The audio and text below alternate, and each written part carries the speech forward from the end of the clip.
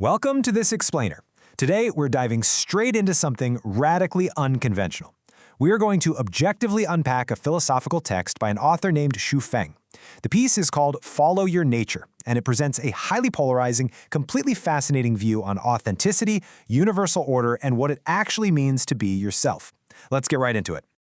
Let's kick things off with this incredibly jarring quote right from the text.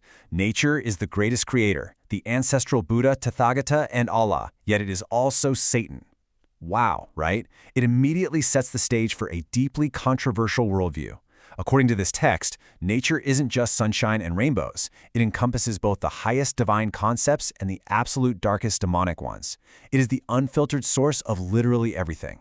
Here's our roadmap for unpacking all of this. First, we'll break down the taxonomy of nature, then look at aligning with the Tao. After that, we'll cover the chaos of defiance, move into controversial destinies, and finish up with choosing unfiltered authenticity. Section 1. Taxonomy of nature. Innate versus acquired. So, to really wrap our heads around Xu Feng's worldview, we have to look at how he splits our inner drives into different tiers. He starts with what he calls heavenly nature. Think of this as your absolute purest innate state, totally clear, uncorrupted, and divine. It reflects the core characteristics of the Creator. We're talking about fundamental drives here, like loving beauty, seeking freedom, or just pursuing joy. It's the completely unfiltered core of who you are before the world gets its hands on you. Now, building on that, he contrasts two types of acquired traits. On one side, we have disposition. These are your inherent instincts in the physical world. It's like wolves naturally eating meat, mice digging burrows, or you just naturally enjoying a good piece of music. But then look at habits. He defines habits as mere survival inertia, just mental patterns we fall into, like smoking, drinking, or staying out late. The big takeaway here is that we have to separate our true, deep-seated disposition from the random habits we just happen to pick up along the way. Moving right along to Section 2, Aligning with the Tao, the Cosmic Order. According to the text, the universe is holographic, meaning absolutely everything operates under the control of the Tao. And harmony? Well, that only happens when every single entity acts exactly according to its specific, designated nature. He gives some examples that start off pretty standard. Birds should fly, animals should run, flowers should bloom at the right time. Makes total sense. But then, he takes it a massive step further. Humans should eat, experience pleasure, grow old, and die.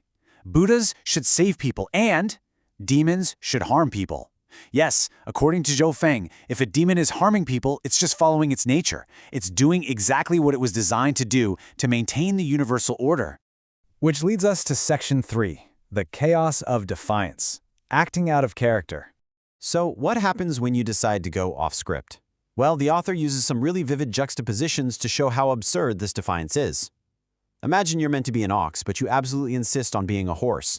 Or you're meant to drink water, but you demand wine. Xu Feng argues that trying to be something you're fundamentally not isn't just a little silly, it literally disrupts the entire cosmic order.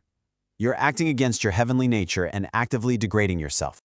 To really hammer this point home, he throws out some pretty great rhetorical questions. If you were a president, would you want everyone to be officials? If you had 20 rooms, would you use them all as dining rooms?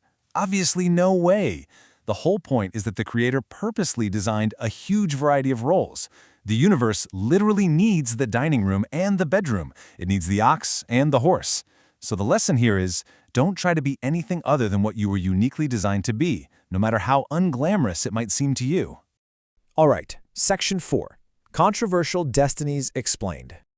Okay, brace yourselves, because this is where the text gets wildly provocative. Neutrally mapping out his claims here, we're looking at a radical matrix that completely flips traditional morality on its head. Xu Feng actually claims that historical dictators, he specifically names Hitler and Mao Zedong, might have gone to heaven, or what he calls the Celestial Islands continent. Why? Because they unapologetically followed their true nature. On the flip side, traditionally good people, the ones who repress their natural urges just to follow strict moral codes, might actually end up in hell. In this framework, what you actually do matters way less than whether you are being 100% authentic to your innate design. To explain this twist, the text gives us a hypothetical scenario. Imagine you feel a totally natural urge when a beautiful person walks by, but you force yourself to hide it. You pretend to be this pure, unmoved moralist. Xu Feng writes, "You are not genuine, you're fake, you're not beautiful, you're ugly." The argument is that pretending to be something you're not makes you fundamentally fake. And in his eyes, being fake is the absolute ultimate sin against the cosmic order. Finally, Section 5, choosing unfiltered authenticity. So how does the author suggest we actually live this out day to day? His advice is simple. Just do what your heavenly nature loves. If you want to play in the mud, go play in the mud. If you love eating cucumbers, eat more cucumbers. And following his pretty extreme logic, if you like killing, become a butcher. The absolute golden rule here is do not imitate others and completely ignore any good advice that goes against your own will. In fact, he takes a hard line against anyone forcing their will on someone else. For instance, parents who force their kids to study subjects they naturally don't want to learn, he literally calls them despotic dictators. The goal is just to enjoy every single day by following your own unfiltered desires. I want to leave you with this final, really provocative test right from the text. It asks, if presented with money, power, fame, beauty, and life, will you weigh the pros and cons, or will you follow your nature? According to Shufeng, the very second you pause to weigh the pros and cons, you've already failed.